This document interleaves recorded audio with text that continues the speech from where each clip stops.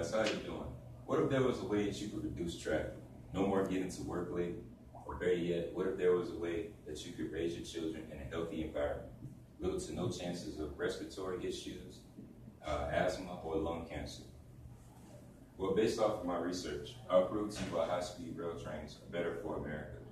And what is high-speed rail? They're super fast trains, talking about trains that can go over 200 miles per hour. And they are fully electric, which means that they can accelerate much faster than a regular locomotive that uses gas. Transportation without air pollution, so it's healthier to our environment, cleaner. It's basically a regular airliner's nightmare. And like, seriously, it is.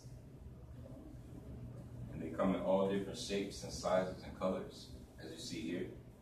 And if we work with our government strong enough, we'll be able to have a fleet just like this. Everybody can go wherever they want.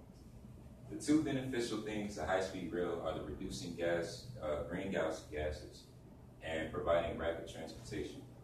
Now that I have your attention, let's continue with the momentum. Go to the first topic. Reducing greenhouse gases. As I stated earlier, these trains use electricity. According to Energies, the traction drive system from the high-speed rail train is powered from a pantograph overhead contact system. The pantograph is this red stem here that is connected to the train, but also connected to the wires. This is where it grabs all of its electricity. And there is a whole power grid station here where it gets all of its electricity. And the trains are also very smart. They have regenerative braking, so they can bring power right back to the grid also, which is like recycling energy.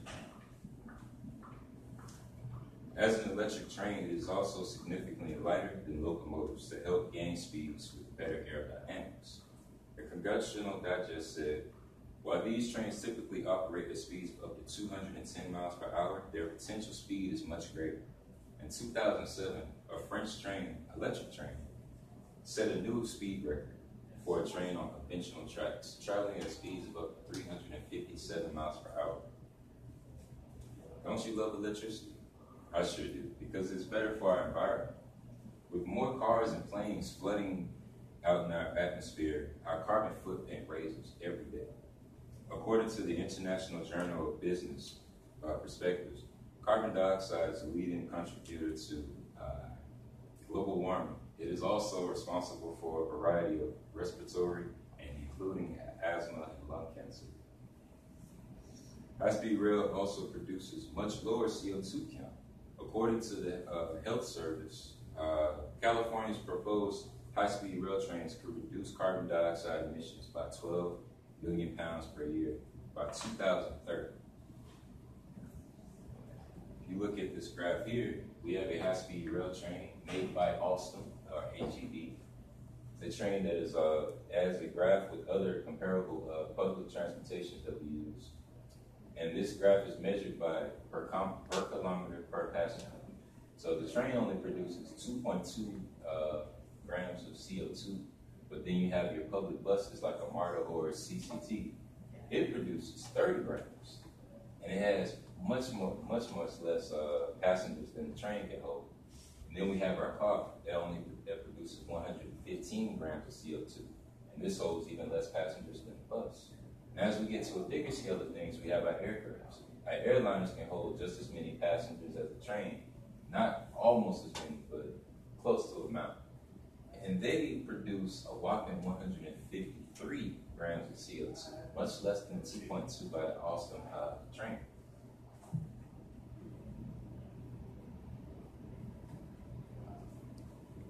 This also brings us to our next slide.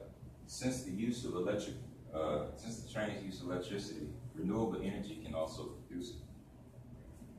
According to Mother Jones, over the past century, the federal government has pumped more than $470 billion into the oil and gas industry, and this is formed by our generous tax breaks. Our tax money is paying subsidies to the oil industry by as much as $4.8 billion a year. We need a change, like seriously need a change. Thankfully, in 2009, President Obama's stimulus package includes $90 billion of energy efficiency and renewable energy projects. These projects include wind, and they have our wind farms here. We also have solar farms at the farm. And also, our dams also produce hydroelectric energy for us too. Now that you have the idea of fresh air in your lungs, now let's go to the final topic, traffic. We can all relate to traffic. Long waits, missed appointments. Very disappointing, right? We experience this the most with our congested highways and our congested runways. This looks like a typical day on, 285.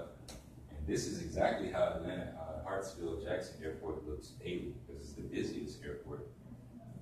According to Ralph Williams, high-speed rail will also save people money for lost productivity because they will be able to produce more, they'll be able to do more productive tasks since they are not stuck on the highway. Aside from cars, airplanes are also more of a challenge since they both do long distance travel. According to Congressional Digest, many of our high-speed rail potential customers are likely to be current air travelers. Despite airplane speed advantage, high-speed rail can be at times competitive with an airplane if distance between cities are less than 400 to 500 miles, which is a lot of distance.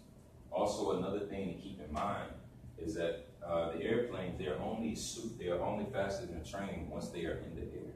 But any of us who've been to the airport before, we know that we have to go through the TSA, we have to wait to get our baggages approved, and we have to get it when we leave the airport too. Plus, we have to wait for the plane to take off. And we stay in that busy taxi runway just like this, just wasting time. And then finally we get to our destination. I have to wait probably another hour or two before we can really leave the airport. High-speed rail is also safer. Ralph Williams also stated in 2009 that there were 1.13 traffic fatalities for every 100 million passenger miles driven.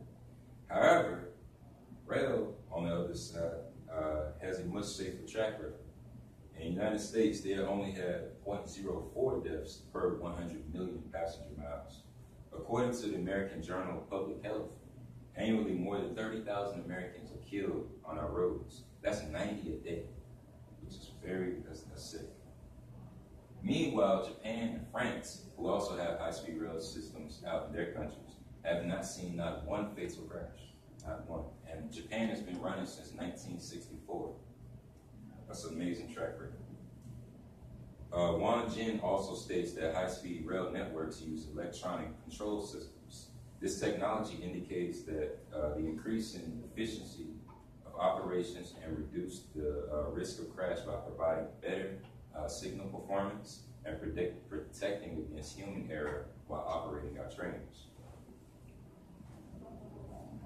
Since you all see the benefits of high-speed rail trains, let's work together and convince our government that we need this. Providing a healthy environment for my family is the least that I can do. So let's get high-speed rail national. Less emissions, less traffic equals greater health. Now remember, if you are thankful for your mother who has sheltered you, then be thankful for the earth that has sheltered your ancestors.